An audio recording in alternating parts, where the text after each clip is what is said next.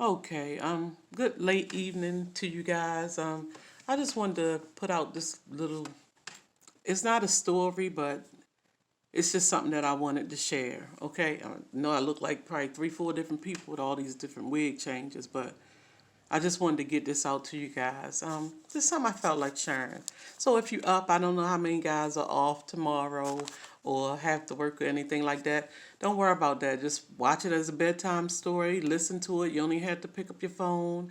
And we'll add it into, or watch it whenever you get a chance. But we'll add it into it being a part of Black History Month. But it's just something that I have been thinking about over the last course of days, and I just wanted to share, okay? Alrighty. This story is about Mother Johnson. She was a short lady, not even 5 foot, and she mothered a church.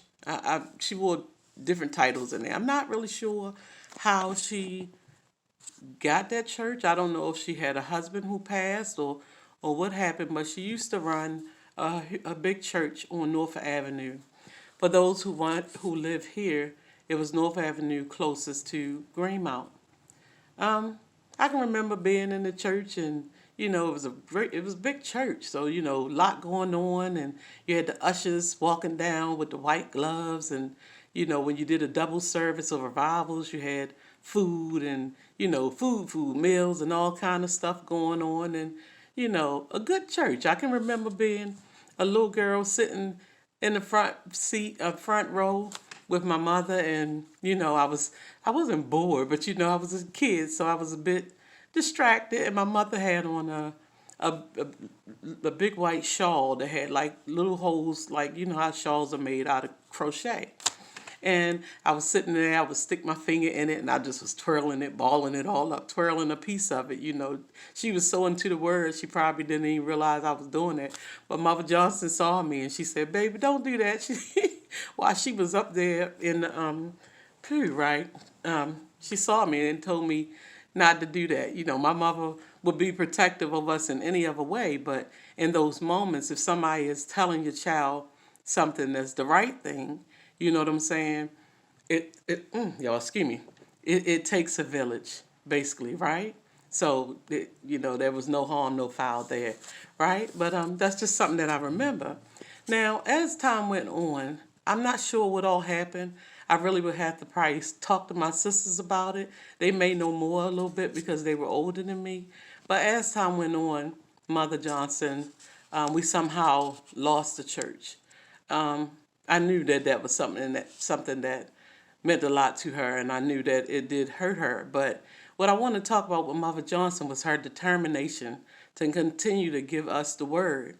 So we moved. She had a huge row house on Calvert Street, and we decided to help her set up the basement as a church. And I'm telling you, when you're going through different hardships and different times, you'll really learn where people loyalty lies. So over time, you watched people came, and then over time, and it was set up really nice and cute with rows and rows of chairs and everything. And had little electric heaters everywhere and stuff like that. So it wasn't like everything was perfect, but we all know if you come to get the word, you come to get the word, right? So at the end of the day, we slowly saw people disappear. You know what I'm saying? And disappear and disappear. And it's like, okay, I get it for some of the bougie folks that feel like they need to be in a much bigger church to be more sanctified or whatever like that. But at the end of the day, as long as I can remember, it said, make a joyful noise unto the Lord. It never said where you had to be at to make it, right? But anyway, slowly but slowly, there were no more ushers with white gloves. There were no more, meals in between, and no more anything because everybody left. And as a little girl, before you know it, I looked around, and it was pretty much nobody there but me, my mother and father, and my siblings. And we stuck it out with Mother Johnson. And when I say stuck it out, you'll find out that we stuck it out to the very end. So then, it was like no need to be in the basement with all those rows of chairs. So we moved it up to the living room. More determination to keep giving that word, right? We moved into the living room, and we would sit there. It would be so cozy because she would have it so warm, even to the point she would have the ovens open and everything. But I just remember it being really, really warm. She was an older lady, really, really warm. And we would sat there and we would do the word, and even in the midst of it just being us, you could feel you could feel the power. You see what I'm saying? So we would sit there and go through that, and I was a little girl, but she would. We didn't have those big meals no more, but she would give us hot treats. The hot treat sausages, and it's funny because they still sell those to this day. I don't eat them now, but they still sell those hot treat sausages to this day. And she would give us that and give us coffee. And I was a little girl, but I was able to have coffee. I don't even drink coffee today like that anymore, but I was able to have coffee, and she would let me get as how much sugar I wanted to get in there. And as time went on, guys, Mother Johnson became ill, you know. She became ill, and I never know her to really have any family. I knew they said something about it was a possible niece, but we never saw anybody. And so my family wound up taking Mother Johnson in and taking care of her. And maybe that's why I got to the point where I really wanted to do that. And I've been wanting to do that forever, but I really wanted to do that as part of one of the professions that I've had and have been dedicated to as I grew up. But it was we took care of her, and we took care of her. And I can just remember, she was a very independent woman. So some days wouldn't be that easy, because when somebody used to having their independence and they used to being the one taking care of people, now all of a sudden she had to be taken care of, right? So in the beginning when she was guiding us, she was our village, you know what I'm saying? And now we have become hers, right? So I just wanted to say, and I might have to make this part two because I don't know how long my phone gonna last on this, but okay. Then, as time went on, we seen her getting worse and worse, you know what I'm saying? It was sort of out of our control, and it was getting to the point where it was getting out of our control. But I can remember many days that she was there, and sometimes, just to see my mother at her feet and bring up a big bowl of water and put her feet in it and begin to do her feet and her legs and pray. You know what I'm saying? And she would be like, because I said she liked to be independent 1 minute, but you could tell that she was so grateful when she did allow my mother to tend to her in that way. But she would pray, like, when they say the washing her feet or whatever back then and stuff. It's something that she even had us do in church. But, my mother would be kneel at her feet. And my mother was very nurturing, very loving, very, you know, she was the real deal. You know what I'm saying? And even when she was in school, everybody called her mother, and treat Miss Powell just like it was their mom. It used to make me mad though, because I was like, stop saying that's your mother. That ain't your mother. That's my mother, right? I didn't want to share my mother.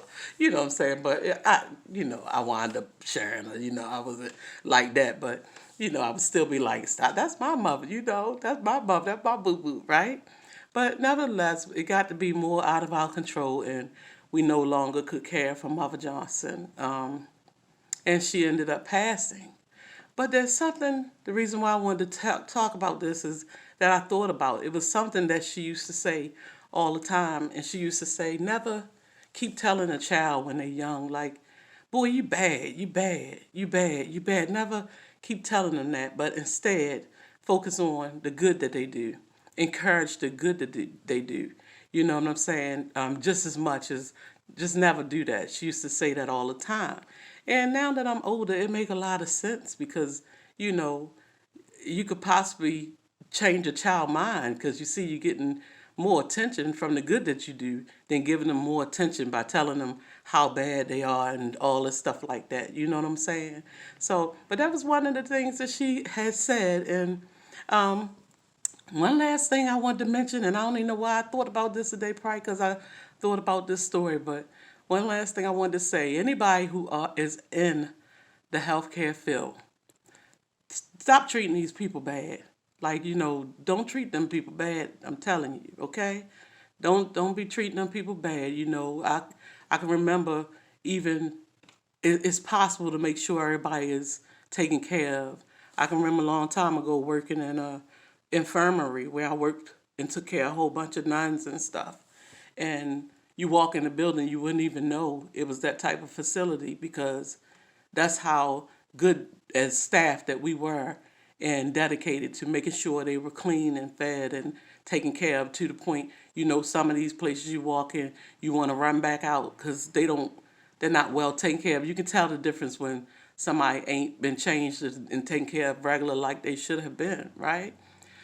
So I wanted to say that, and when I did take care of, I give it my all. I treat them like I treat my own grandmother, anybody else, right? So I just wanted to leave that out there.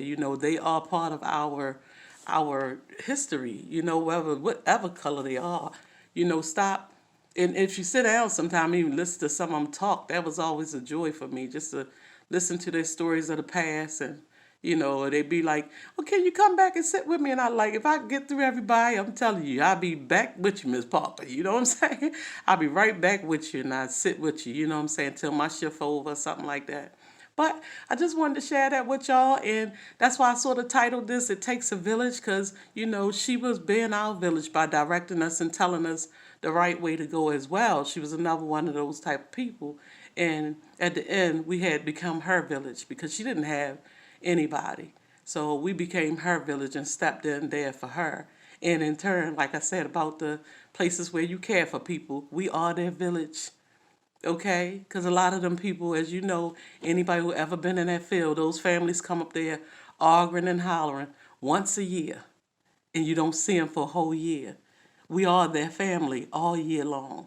And that's not just in health fields, that's in mental health fields as well.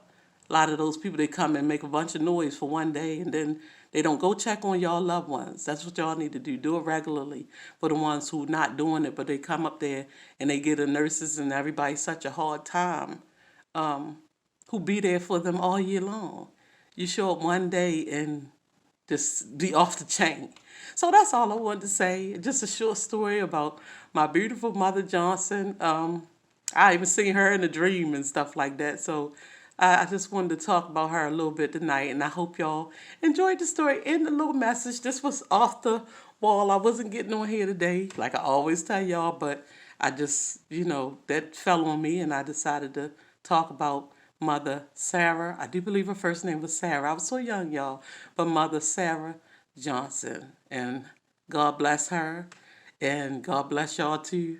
And I love y'all, and y'all already know, okay? I'll see y'all probably on Wednesday with another Black History person, okay? All righty. Love you guys. Have a good night. Bye-bye.